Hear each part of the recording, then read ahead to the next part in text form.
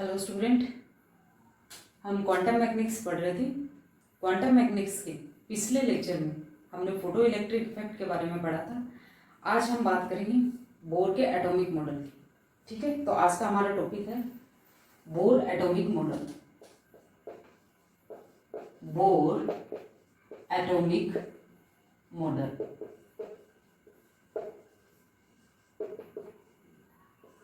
देखिए, बोर नामक साइंटिस्ट ने रदरफोर्ड मॉडल की कमियों को देखते हुए एटॉमिक मॉडल का संशोधित रूप दिया था।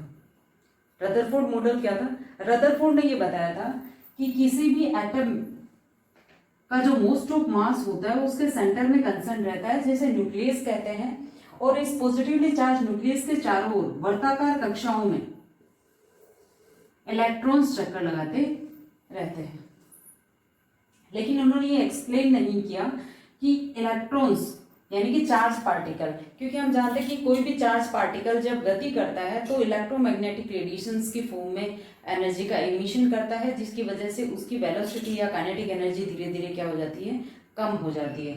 तो अगर इलेक्ट्रॉन जो है वो इलेक्ट्रोमैग्नेटिक रेडिएशंस की फॉर्म में एनर्जी का एमिशन करेगा तो धीरे धीरे इसकी एनर्जी डिक्रीज होगी, और इसकी काइनेटिक एनर्जी डिक्रीज होने से धीरे धीरे ये न्यूक्लियस के पास आता जाएगा और एक सर्कुलर पाथ में गति करते हुए अंततः क्या होगा, न्यूक्लियस के अंदर गिर जाएगा, यानी कि एटम क्या होगा, अनस्टेबल होगा। लेकिन ऐसा नहीं होता है। एटम क्या होता है, स्टेबल होता है। यानी कि जो रदरफोर्ड का जो मॉडल था वो एटम की स्टेबिलिटी को एक्सप्लेन नहीं कर पाया, और ये एक्सप्लेन नहीं कर पाया कि इलेक्ट्रॉन जो होते हैं वो एक पर्टिकुलर वर्ताकार पाथ में कैसे गति करते रहते हैं, वो न्यूक्लियस के पास क्यों नहीं आते, या फिर इलेक्ट्रोमैग्नेटिक रेडिएशंस का इमिशन क्यों नहीं करते। इसका एक्सप्लेनेशन बोर ने दिया। बोर ने क्या बताया? बोर ने ये बताया कि जो इलेक्ट्रॉन्स हैं वो पॉजिटिवली चार्ज न्यूक्लियस के चारों ओर एक स्थायी और निश्चित ऊर्जा वाले वर्ताकार पथों में चक्कर लगाते हैं। इन निश्चित ऊर्जा वाले वर्ताकार पथों को एनर्जी लेवल्स या सेल कक्षा कहा जाता है। और इलेक्ट्रॉन इन निश्चित ऊर्जा वाले कक्षकों में चक्कर लगाते हुए इलेक्ट्रोमैग्नेटिक रेडिएशंस का एमिशन नहीं करते, जिसकी वजह से इनकी ऊर्जा का लॉस नहीं होता, यानी इलेक्ट्रॉन्स का कोणीय संवेग संरक्षित रहता है। और इलेक्ट्रॉन केवल उन्हीं कक्षाओं में चक्कर लगाते हैं जिनमें इनका कोणीय संवेग यानी MVR जो है वो h/2π के पूर्ण गुणज के रूप में होता है। ठीक है, इसके बाद इसके अलावा बोर ने क्या बताया? बोर ने ये बताया कि इस सर्कुलर पाथ में जब इलेक्ट्रॉन गति करता रहता है तो इलेक्ट्रॉन पर दो तरह के फोर्स काम करते हैं। एक इलेक्ट्रॉन पर बाहर की तरफ फोर्स काम करता है, ठीक है, और एक इलेक्ट्रॉन और नाभिक के बीच में फोर्स ऑफ अट्रैक्शन काम करता है। क्योंकि हम जानते हैं, देखिए, नॉर्मली जब भी कोई पार्टिकल सर्कुलर मोशन में गति करता है या सर्कुलर पाथ में गति करता है तो उस पार्टिकल पर बाहर की साइड में एक फोर्स काम करता रहता है। ठीक है, तो इलेक्ट्रॉन जब सर्कुलर पाथ में गति कर रहा है तो इलेक्ट्रॉन पर बाहर की साइड में एक फोर्स काम करेगा, यानी सेंट्रीफ्यूगल फोर्स काम करेगा। और इलेक्ट्रॉन और अपोजिट चार्ज यानी कि जो पॉजिटिव चार्ज न्यूक्लियस है उसके बीच में फोर्स ऑफ अट्रैक्शन काम करेगा, सेंट्रीपिटल फोर्स काम करेगा। ये दोनों फोर्स जो होते हैं वो एक दूसरे को संतुलित किए हुए रहते हैं, यानी इलेक्ट्रॉन पर बाहर की ओर लगने वाला सेंट्रीफ्यूगल फोर्स और इलेक्ट्रॉन पर नाभिक की तरफ से लगने वाला सेंट्रीपिटल फोर्स एक दूसरे को संतुलित किए हुए रहते हैं, एक दूसरे के इक्वल होते हैं, जिसकी वजह से इलेक्ट्रॉन एक पर्टिकुलर वर्ताकार कक्षा में चक्कर लगाता हुआ रहता है। यानी कि MVR/R यानी centripetal force, mv²/r centripetal force equal to centrifugal force equal to Z²/r² centripetal force. Electron पर बाहर की ओर लगने वाला फोर्स और इलेक्ट्रॉन और नाभिक के बीच में लगने वाला सेंट्रीपिटल फोर्स एक दूसरे के क्या रहते हैं, इक्वल रहते हैं। बोर ने क्या बताया? बोर ने ये बताया कि जब एटम के द्वारा एनर्जी का अब्जॉर्प्शन किया जाता है तो इलेक्ट्रॉन्स जो होते हैं वो एनर्जी को अब्जॉर्ब करके हायर एनर्जी लेवल में चले जाते हैं, और इस सिचुएशन में यानी कि जो स्टेबिलिटेड कंडीशन होती है, उत्तेजित अवस्था होती है, अनस्टेबल होती है, इसलिए इलेक्ट्रॉन जो होते हैं वापिस से एनर्जी का इमिशन करके यानी इलेक्ट्रोमैग्नेटिक रेडिएशंस की फॉर्म इलेक्ट्रोमैग्नेटिक रेडिएशंस इमिट करते हैं और वापस से अपने लोअर एनर्जी लेवल में या अपनी मूल अवस्था में आ जाते हैं। ये जो इमिटेड रेडिएशंस होती है इनकी एनर्जी दोनों एनर्जी लेवल्स की एनर्जी डिफरेंस के इक्वल होती है। ठीक है, ये बोर ने बताया, यानी कि ये बोर ने बताया कि जैसे जैसे एनर्जी लेवल्स की संख्या बढ़ती जाती है यानी न्यूक्लियस से डिस्टेंस बढ़ती जाती है, एनर्जी लेवल्स की एनर्जी जो होती है वो इंक्रीज होती जाती है और अनंत पर क्या हो जाती है, जीरो हो जाती है। ये एटॉमिक बोर के पोस्टुलेट्स से, इन पोस्टुलेट्स के बेस पे हम इस पोस्टुलेट्स के बेस पे हम रेडियस यानी कि इलेक्ट्रॉन और न्यूक्लियस के बीच की डिस्टेंस, इलेक्ट्रॉन की वेलोसिटी, इलेक्ट्रॉन्स की एनर्जी और किन्हीं दो एनर्जी लेवल्स के बीच की जो एनर्जी गैप है यानी जो भी electromagnetic radiation electron higher energy level से लोअर एनर्जी लेवल में आने पर इलेक्ट्रोमैग्नेटिक रेडिएशन इमिट करता है, उन इलेक्ट्रोमैग्नेटिक रेडिएशन की वेवलेंथ या फिर कह सकते हैं एनर्जी को ज्ञात कर सकते हैं। पहले हम देखते हैं रेडियस, यानी रेडियस किस तरह से निकालेंगे।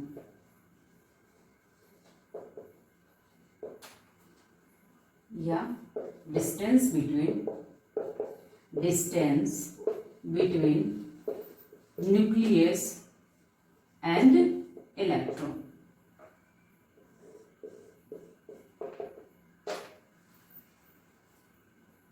According to Bohr, mv square r equal to z square upon r square. Centripetal force equal to centrifugal force, यानी सेंट्रीफ्यूगल फोर्स जो होगा वो सेंट्रीपिटल फोर्स के इक्वल होगा। Equation first, and mvr is equal to होगा nh upon 2y, यानी electron का जो कोणीय संवेग होगा वो h अपॉन 2y के पूर्ण गुणज के रूप में होगा।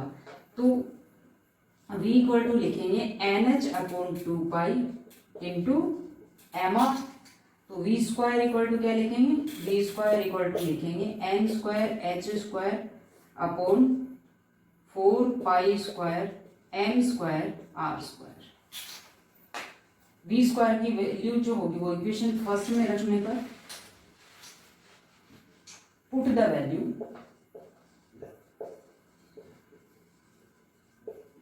Of v square in equation first, तो क्या आएगा m r, v स्क्वायर कितना है n square h square upon 4 pi square m square r square equal to आ गया z square upon r square. तो देखिए r स्क्वायर से r square cancel, m square m आ गया, तो आएगा n square h square z square को इधर ले आइए 4 pi square z square equal to क्या आ गया r।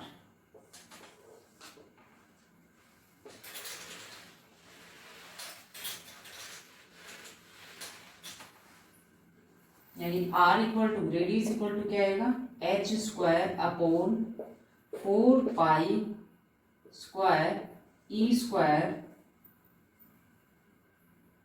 m हो रहेगा 4 pi square m e square n square upon z। ये क्या निकल के आ गई अपनी रेडियस।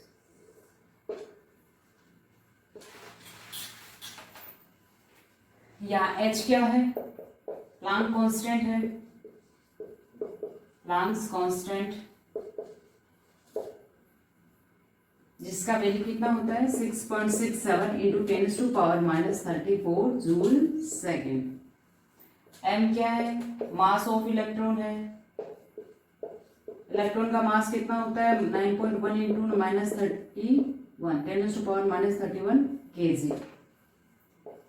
E क्या है, चार्ज ऑफ इलेक्ट्रॉन है 1.6 इंटू 10⁻⁻19 कूलम होता है, और पाई का पता है 3.14 या फिर 22.22/7। ये वैल्यू रखेंगे तो आर आएगा, आर इक्वल टू आएगा 0.529 इंटू n²/z, यानी for hydrogen atom n is equal to z is equal to 1 and n is equal to 1, so r equal to क्या आएगा 0.529 एंगस्ट्रॉम। यानी हम देख रहे हैं कि रेडियस जो है वो n के डायरेक्टली प्रोपोर्शनल और z के क्या इनवर्सली प्रोपोर्शनल है, यानी कि जैसे जैसे n का मान बढ़ेगा रेडियस का मान बढ़ेगा, यानी हायर एनर्जी लेवल में अगर इलेक्ट्रॉन प्रेजेंट है तो इलेक्ट्रॉन और न्यूक्लियस के बीच की डिस्टेंस ज्यादा होगी।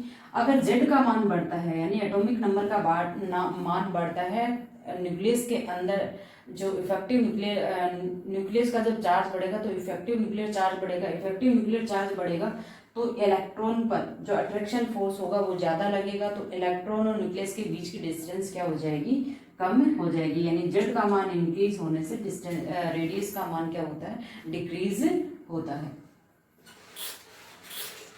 अब हम बात करें वेलोसिटी की, velocity of electron, velocity of electrons.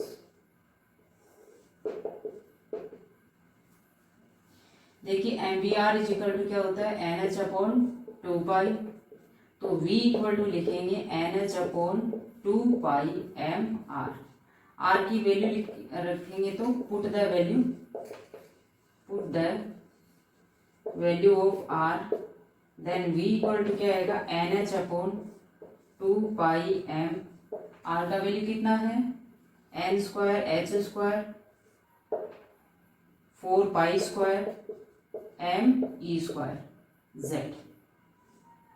ठीक है। 2π कैंसिल आउट, NH से n² कैंसिल आउट तो NH बचेगा, m से m कैंसिल हो गया तो v इक्वल टू क्या बचा, ऊपर 2π बच गया और e² z बच गया, नीचे क्या बचा NH बच गया, ठीक है। यानी वेलोसिटी कितनी आएगी, v इक्वल टू आएगा 2π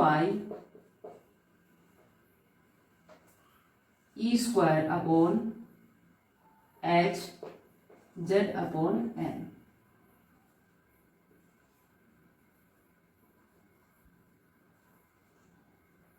इंटू z/n, ये क्या आ गई इलेक्ट्रॉन की वेलोसिटी आ गई।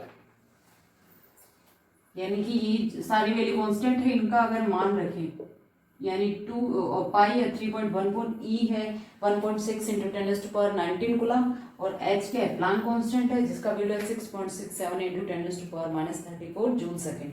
इनका अगर वैल्यू रखेंगे तो आएगा 2.18 इंटू 10⁻6 इंटू z/n मीटर पर second. For hydrogen atom B equal to होगा 2.18 into 10⁻6 because Z is equal to 1 and N is equal to 1।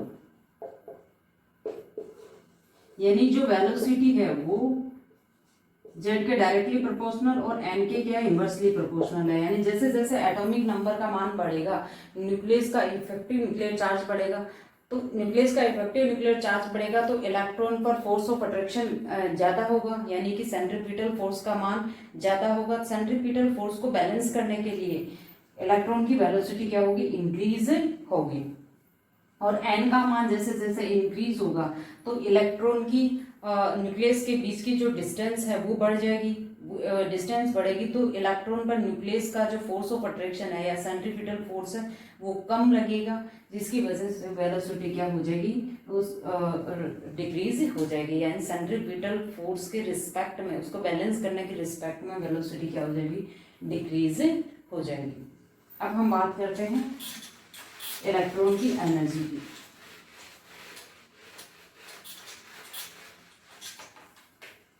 Energy of electron,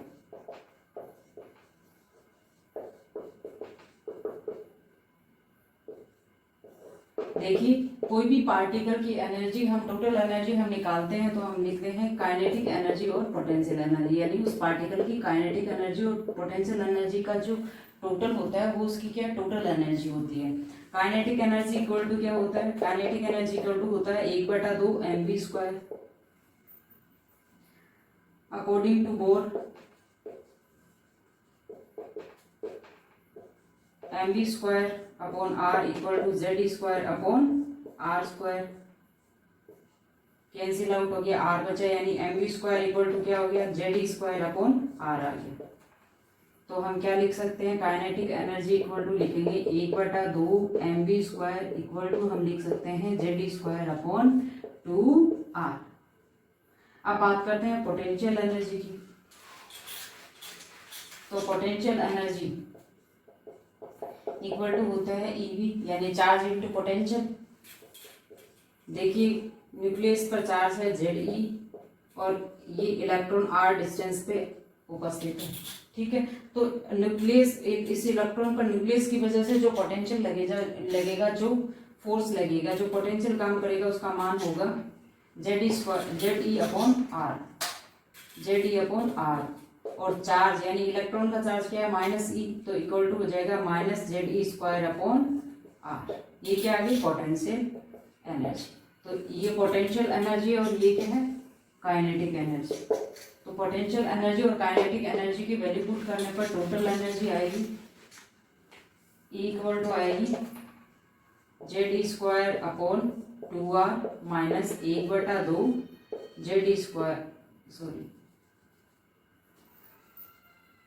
Z² upon r।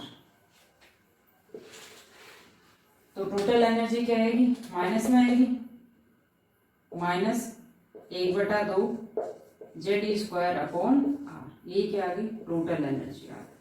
Put the value of r, put the value of r, radius की वैल्यू रखेंगे तो energy क्या आएगी, E equal to आएगी -1/2 into Ze² upon r कितना है n² h² into 4π² me² z। E equal to होगा 2 से 4 कैंसिल, 2 आ गया, तो आ गया -2π² me⁴ z² upon n² h², ठीक है। यानी E इक्वल टू क्या आएगा -2π² me⁴ upon h² z² upon n², ठीक है। -2π² me⁴ z² h² n², ये L है और ये क्या है H, ठीक है। तो ये क्या आ गई इलेक्ट्रॉन की एनर्जी आ गई।